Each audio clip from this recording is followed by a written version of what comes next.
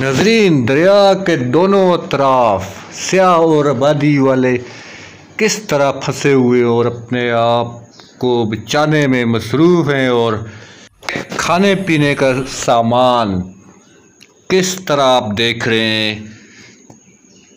पहुंचा रहे हैं।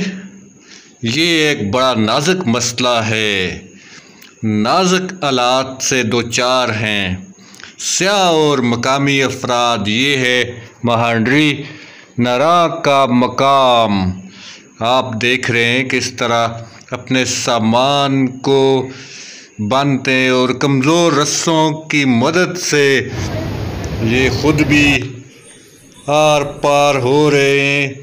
और देखें इस डोली में बैठे हुए एक सियासी की यही हालात हैं कि वो भी रिस्क लिए हुए हैं।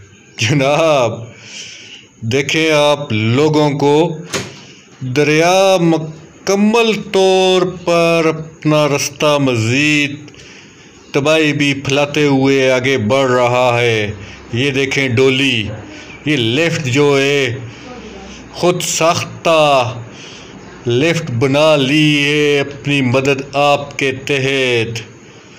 ये हालात हैं नरा महांडरी से जहाँ पर पुल टूट गया था।